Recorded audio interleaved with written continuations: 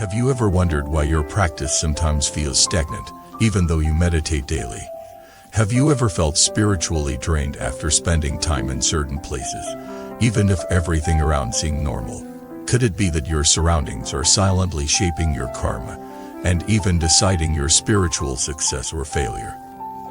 Welcome back, dear seekers of truth. I'm so glad you're here with me on this path of inner clarity. Today, we're going to talk about a topic that is often overlooked but deeply impacts the power of your environment. More specifically, why some places are considered spiritual traps, and why true practitioners, if they're serious about progress, must learn to choose their surroundings as carefully as their thoughts.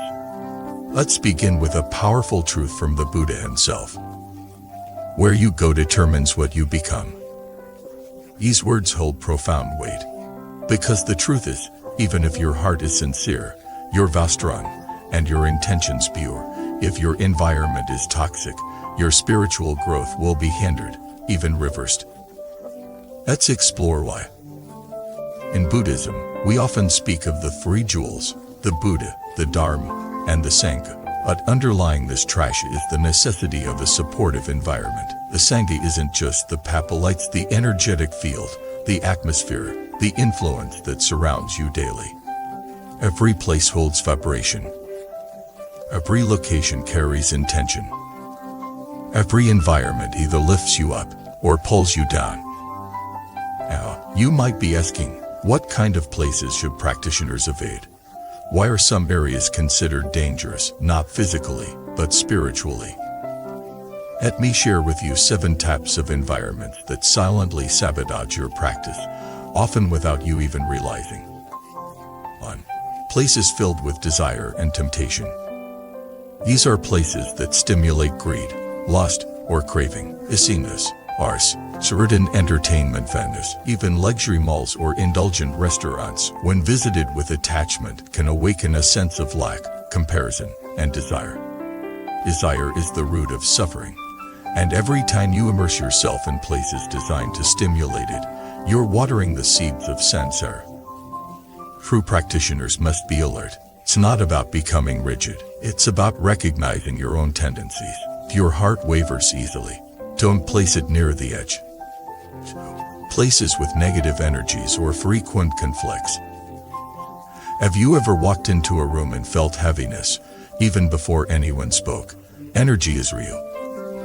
Places where anger, conflict, or resentment regularly occur, whether it's a workplace, a home, or even a street corner, creating those vibrations.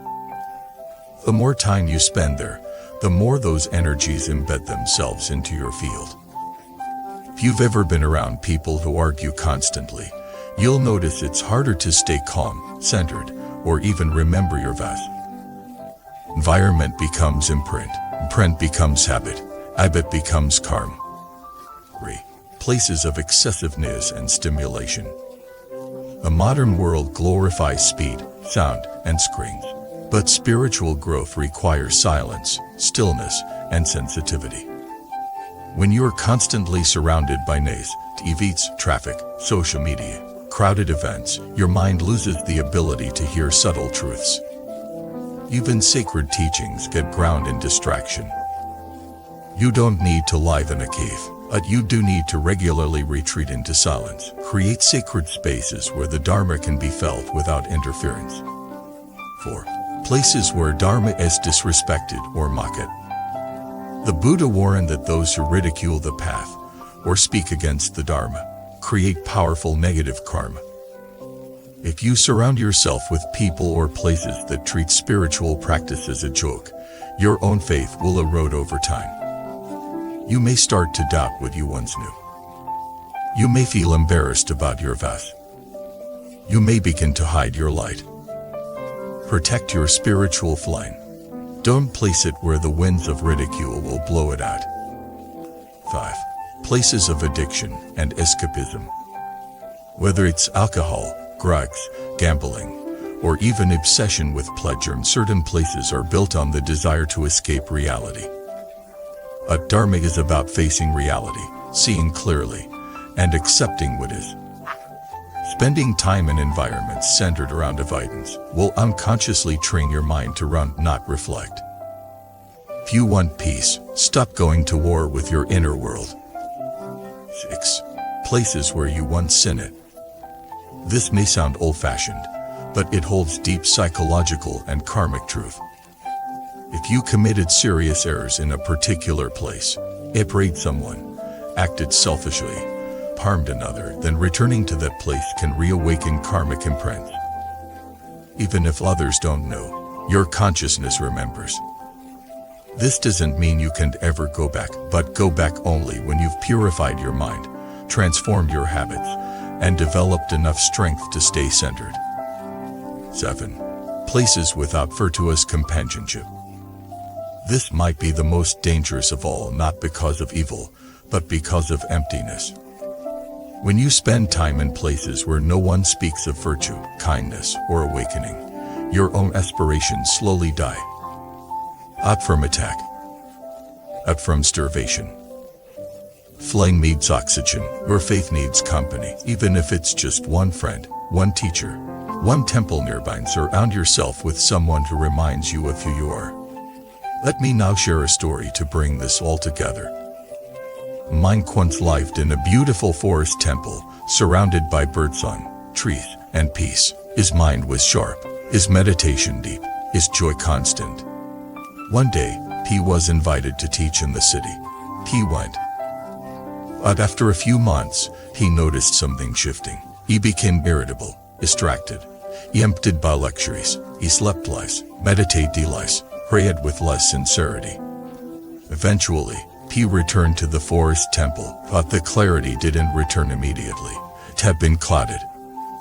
You realized, environment is not just location's vibration, and it matters more than we think. What should you do if your environment isn't ideal? Start by creating micro-environments. Even in a noisy house, create a small altar. Even in a stressful job, carry a mantra. Even in a crowded city, find moments of silence. Even in a toxic family, hold your vows quietly. Eventually, your inner environment becomes stronger than the outer one. But until then, protect yourself. Avoid places that bring your merit. Avoid people who diminish your light. Avoid habits that distract your soul. And most importantly, seek out sanctuaries. Exist. Sometimes they're physical, sometimes they're within, sometimes vision the presence of someone who simply listens without judgment. Let your environment become your teacher. Because every place either takes you closer to awakening or deeper into illusion. You don't need to be perfect, just be aware. And choose wisely. Thank you so much for watching this video. I'd love to hear from you. Have you ever felt the impact of your environment on your spiritual life? What places uplift you? What places drain you? Leave your thoughts in the comments below. Don't forget to like, subscribe, and share this with someone who might need to protect their spiritual space.